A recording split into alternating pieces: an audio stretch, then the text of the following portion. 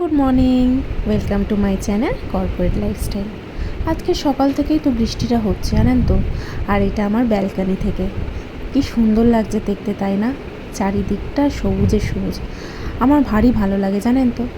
কিন্তু কি আর করার আছে, বৃষ্টির মধ্যেও বেরিয়ে পড়তে হলো কাজের জন্য। কাজ তো থামে না, না।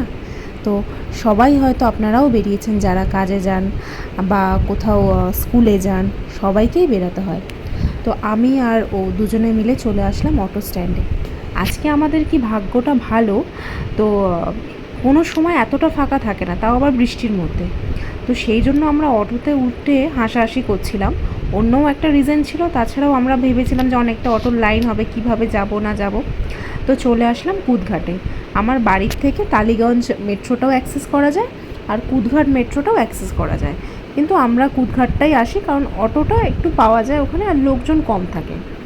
আর দেখুন কীরকম মেট্রো স্টেশনটা পুরো জলে জল হয়ে গেছে, স্লিপারি। হাঁটছে তো স্লিপ খেয়ে যাচ্ছিলাম।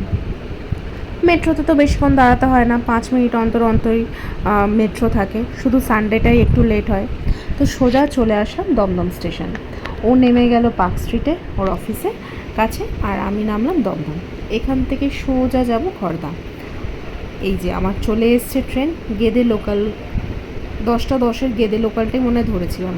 হ্যাঁ, তো সোজা চলে আসলাম আজকে অফিসে। কিন্তু আজকে মজার ঘটনা হয়েছে। এই যে দেখুন, এই যে যেটা দিয়ে মাপছে না, এটা আমি কোনো দিন আগে দেখিনি, জানেন তো।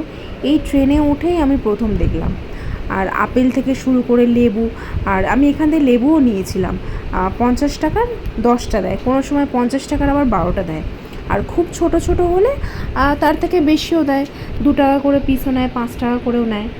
আর এইখানে আমি না এই লজেন্সটা প্রথমবার ট্রাই করলাম, পান লজেন্সটা।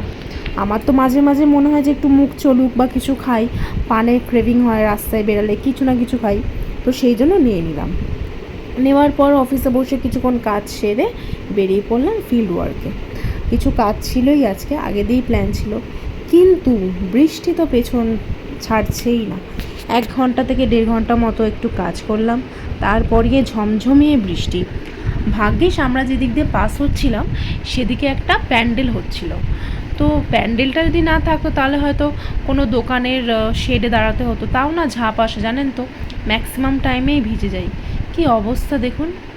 আর এখানে সারাদিন পর আমার জুতোটা তো একদম মানে চেনা যাচ্ছে না। আর মেঘটাও কিন্তু এখনও আছে, যখন তখনই নামতে পারে। আজকে একটা জায়গায় কাজে এসে এই যে পরিবেশটা দেখে না আমার মনটা মানে ছুঁয়ে গেছে, জানেন। পুকুর, তার পাশেই দুটো বিল্ডিং, কি সুন্দর পরিবেশটা। সবুজ দেখলেই না আমার খুব ভালো লাগে। কাজ করতে করতে আজকে বাবারও দর্শন হয়ে গেছে, বজরংবলীরও দর্শন হয়ে গেছে, তাই আপনাদেরও সাথে শেয়ার করলাম। কাজের ফাঁকে চা খাবো না সেটা হয় না। আজকে একটু স্পেশাল দোকান দিয়ে চা খেয়েছি। চাটা সত্যি দুর্দান্ত ছিল।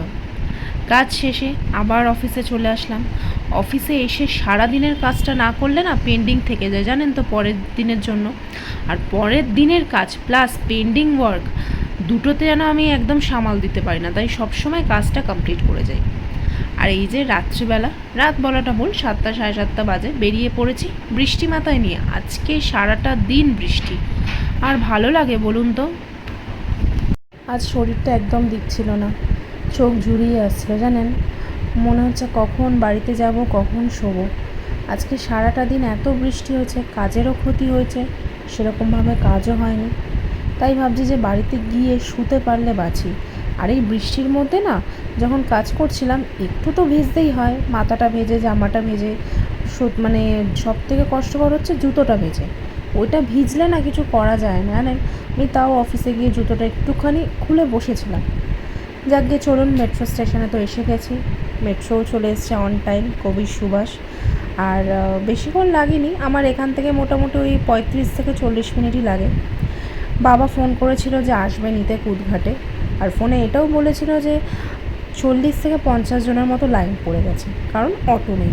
এই বৃষ্টির সময় না আমাদের এই কুদঘাটেও একটু প্রবলেম হয়। তাও তো কম হয়, মানে কুদঘাটে পাওয়া যায়, কিন্তু টালিগঞ্জ থেকে আসাটা অসম্ভব হয়ে যায়। লাইন পুরো ছাড়িয়ে যে কত দূর চলে যাবে সেটা মানে বোঝা মুশকিল, কিন্তু অটো আর থাকে না। যাই হোক, চলে আসলাম বাড়ি। আজকে বাবাকে আমি বলেছি কোনো বাজার করতে হবে না বৃষ্টির মধ্যে, তাও টুকিটাকি নিয়েছে। কিন্তু আমি বেশি কিছু করতে দিইনি। আমি ভাবছি কখন এসে ফ্রেশ হব, কারণ আজকে আর সত্যি ভালো লাগছে না।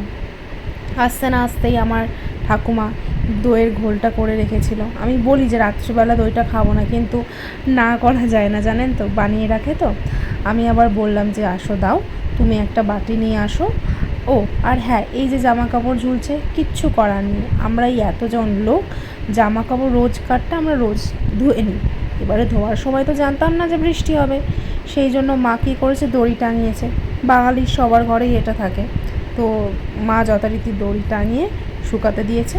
আর আমি একটু ঠাকুমাকে বাটিতে বললাম যে তুমি আনো, তুমিও একটু খাও আমিও একটু খাই, কারণ এটা খেলে পুরোটা রাত্রিবেলা আমার আর সেরকম কিছু খেতে পারবো না। তো একটুখানি মানে চুলটা খুলে রিল্যাক্স হতে খুবই ভালো লাগলো, জানেন। আজকে মা পমপ্লেট মাছের ফ্রাই করেছিল, এই বাবা দিয়ে দিয়েছে। আর গরম গরম তো উফ, দারুণ লেগেছে জানেন খেতে। আর এখানে একটা ঘটনা হয়েছে, শুনুন।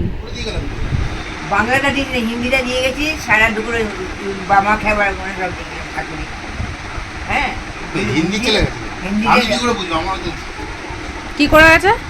বাংলাটা না জানি হিন্দিটা চলে গেছে, সব বাবা খাবার ওই ঠাকুরের সব সেগুলো সব আমি হচ্ছে না কেন, কি ব্যাপার? তো তোমাকে যে শিখিয়ে দিয়ে গেছে 250, পারছি না, আনতে পারিনি তোমাকে তো বলি ধীরে ধীরে করতে। বন্ধ করে ফেলে দিয়ে গেছিলাম। তো মা এসে তবে চালিয়ে আশা করি বুঝতে পেরেছেন ঘটনাটা কি হয়েছে। চলুন আজকের মতো টাটা।